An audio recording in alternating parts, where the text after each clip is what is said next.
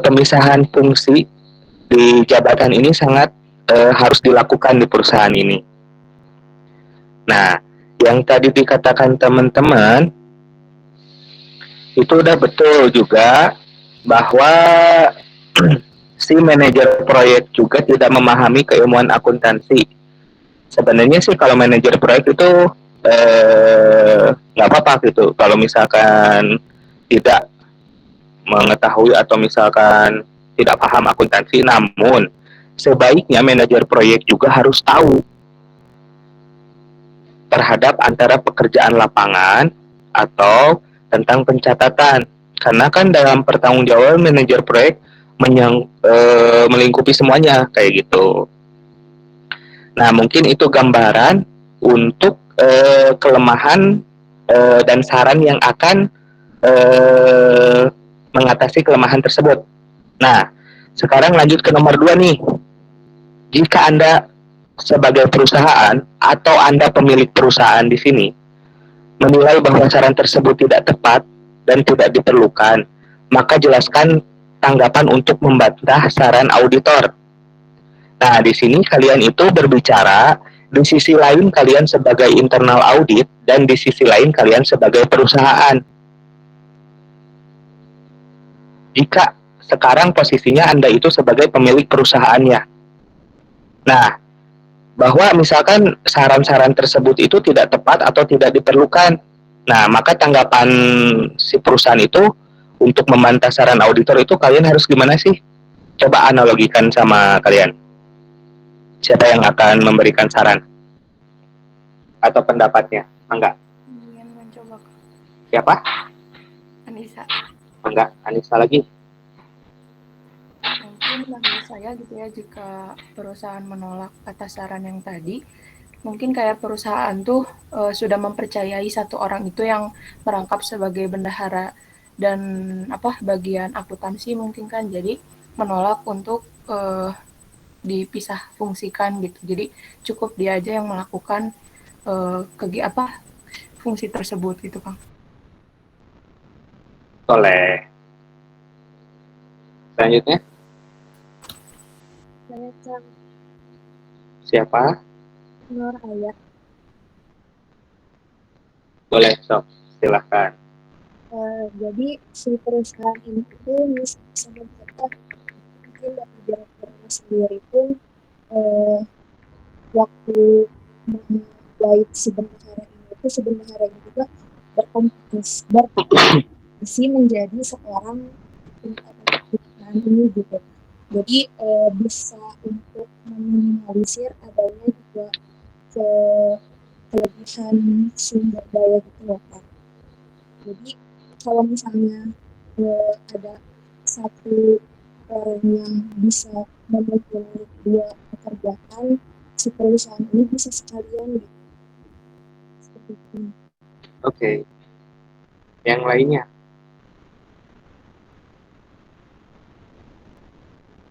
Siapa lagi? Ingin menambahkan lagi Kang? Boleh. Ya, kalau misalnya nih perusahaan udah percaya juga kan sama satu orang. Nah, kalau misalnya perusahaan merekrut karyawan lagi untuk pemisahan fungsi, otomatis kan nanti perusahaan bakal lebih besar ya memberikan gaji, otomatis perusahaan juga tidak akan bisa memaksimalkan laba dari perusahaan gitu kan. Oke. Bisa itu. Yang lainnya ada lagi nggak? Izin menjawab, Kang. Siapa? Sylvia. Sylvia ya? Ya, mana? Menurut saya mungkin benar yang tadi menurut si bendahara itu tuh sudah melakukan kinerja yang baik bagi perusahaan sehingga perusahaan sangat percaya kepada bendahara itu mengenai kinerjanya sehingga tidak ada lagi pemilihan karyawan untuk di bendahara tersebut. Jadi bendahara tuh mungkin bagi perusahaan tidak melakukan kesalahan yang begitu fatal sehingga untuk rangkap jabatan dalam perusahaan ini tidak dipermasalahkan baik oleh perusahaan. Mungkin segitu Kang dari saya. Oke, yang lainnya?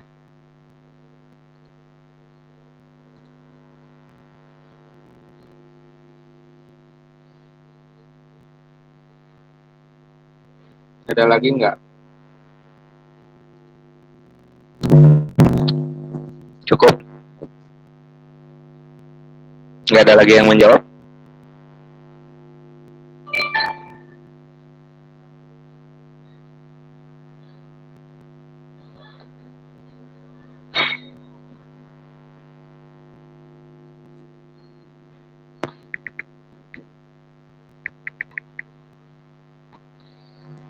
Gini ya, kalau misalkan dari semua pendapat tersebut, itu saya anggap eh, betul gitu, bahwa perusahaan sendiri juga kan mempunyai alasan atau mempunyai pendapat gimana sih perusahaan juga mempertimbangkan gimana jalannya perusahaan, terus misalkan biaya yang dikeluarkan. Namun di sini juga kita sebagai perusahaan juga harus bisa menempatkan bahwa jabatan tersebut itu resikonya itu harus rendah. Dimana kan ada beberapa di materi juga resiko itu kan ada berapa itu resiko, berapa jenis resiko itu, ada berapa resiko coba yang sesuai materi yang diberikan. Jenis-jenis resiko ada berapa aja? Ada 2 bukan Kang? Apa aja? Risiko audit yang dapat diterima sama risiko bawaan. Oke, yang lainnya? Itu Mega ya barusan? Iya Kang. Oke, siapa lagi? Ada 3 bukan Kang? Apa aja? Resiko bawaan, terus pengendalian sama deteksi Kang. Oke, yang lainnya?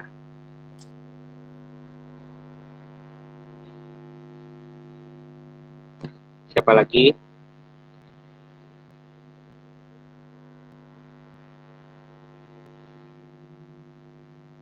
Jadi siapa yang menjawab bentar? Tiara Kang.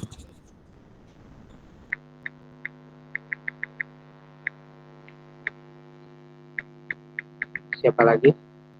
Risiko audit individual, Kang, Terus, sama risiko audit keseluruhan. terus.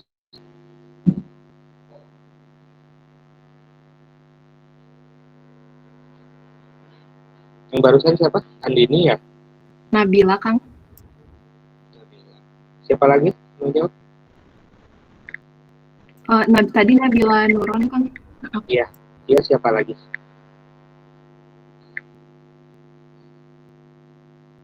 Ada lagi yang ingin mencoba? Saya mau, Kang. Siapa? Dwi Ayu. Ada. Ada 5, itu risiko bawaan, risiko pengendalian, risiko deteksi, risiko audit keseluruhan, dan risiko audit individual. Oke, siapa lagi? Izin menjawab, Kang. Resiko penemuan yang direncanakan. Terus,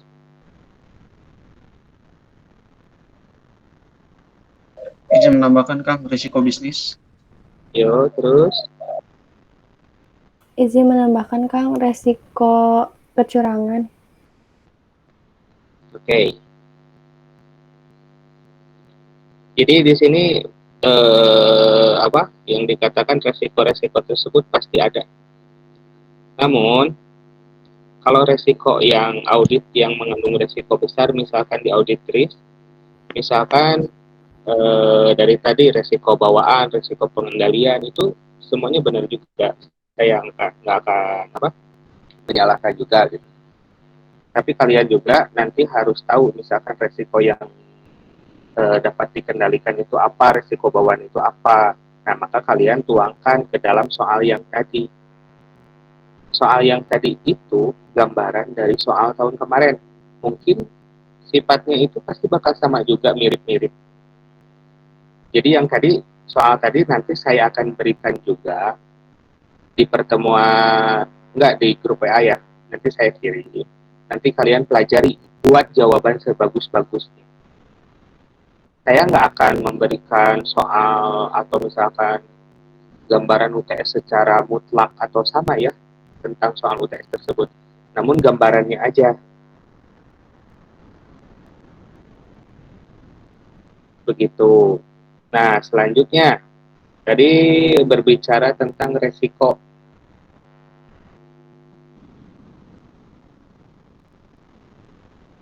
Sekarang kalau misalkan dari yang tadi nih, kalau misalkan resiko itu penilaian resiko dilakukannya itu saat apa dulu sih? Saat kapan gitu dilakukannya? Untuk menilai resiko si perusahaan tersebut dilakukannya itu pas kapan gitu? Apakah perencanaan? Apakah apa? Izin menjawab. Adela, di penilaian resiko itu masuknya ke tahap perencanaan awal. Kenapa? Kenapa, Kang? Ya, kenapa? Kenapa di perencanaan? Alasannya apa?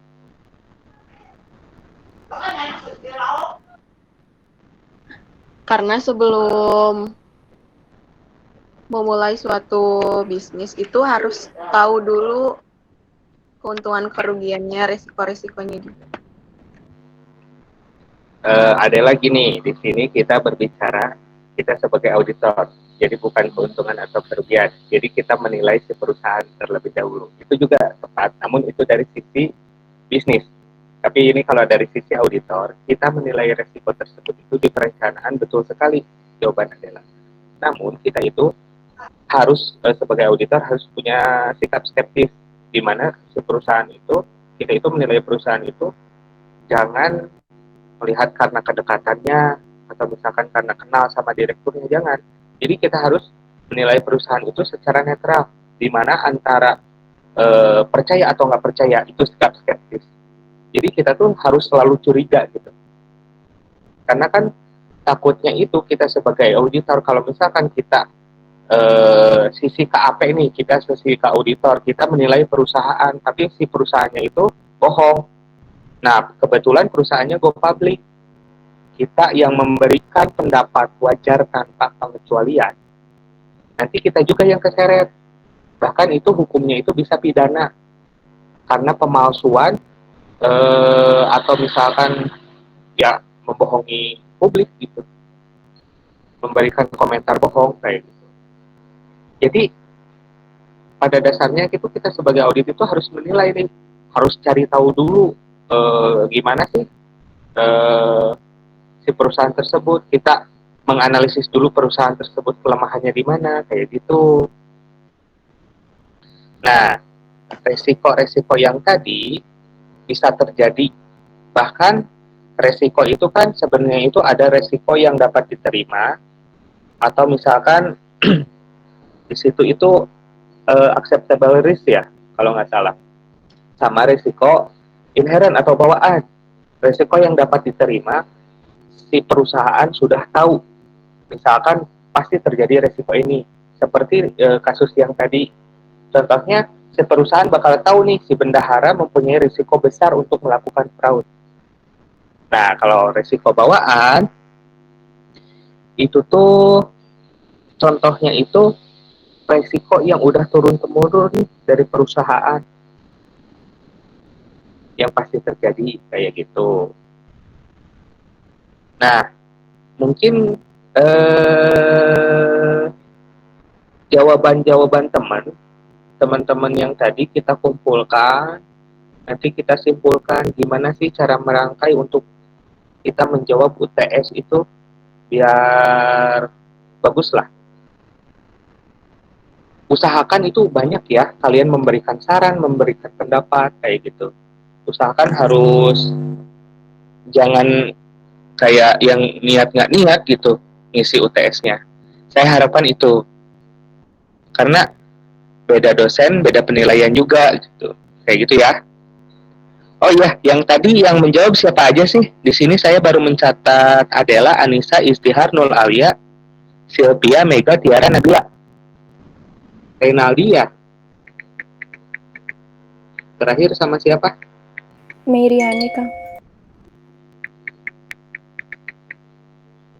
Nanti saya berikan lagi materi. Mungkin untuk UTS itu materinya itu paling segitu aja sih untuk UTS. Nanti minggu depan, kan sekarang hari Sabtu nih, mau hari apa kita diskusiin lagi. Nanti kita latihan soal lagi.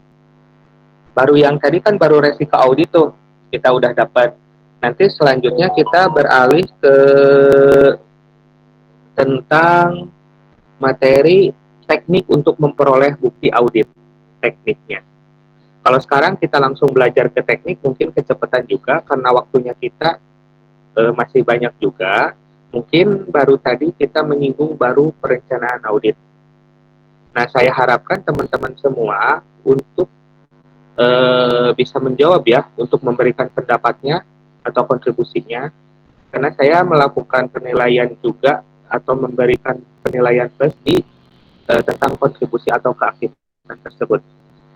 Baik, semuanya dari tadi overall, apakah ada yang ingin ditanyakan mengenai kasus atau misalkan tentang resiko atau apapun gitu yang nggak ngerti, atau dari materi yang kemarin yang sudah dibaca gitu?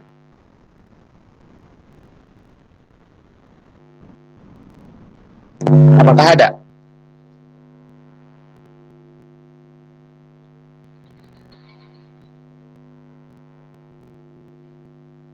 Ada? Cukup mungkin kan? Cukup ya. Soal yang tadi sudah cukup jelas. Nanti saya berikan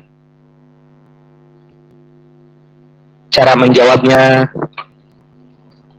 Dari saya yang jawab mungkin variasinya mungkin segitu aja mungkin. Mungkin dari teman-teman ada yang bagus juga tadi, ada dari Adela, dari siapa? Dari Mega itu udah bagus. Dari Tiara juga bagus, Nabila. Itu aja soal untuk hari ini, latihan untuk hari ini. Kalau misalkan udah cukup, kita tutup aja ya, udah lebih dari 30 menit juga. Bisi ini kan weekendnya bisi mau pada main atau gimana, maka kita cukupkan sekian aja untuk materi hari ini. Cukup ya? Oke ya. Kalau begitu saya tutup ya. Terima kasih untuk partisipasinya, untuk meluangkan waktunya ya teman-teman. Nanti kita jadwal ulang untuk minggu depan ya. Mau hari kapannya saya mengikuti. Usahakan kalian jangan sampai misalkan ada yang bentrok atau apa gitu ya. Saya mengikuti aja, gimana bisanya aja. Ya, kalau begitu cukup ya. Kalau untuk kehadiran itu udah aman kan? Untuk kehadiran udah aman. Iya, oke, udah aman cukup. Oke, ya. Saya tutup. Terima kasih semuanya. Semoga sehat selalu. Assalamualaikum warahmatullahi wabarakatuh. Waalaikumsalam warahmatullahi wabarakatuh.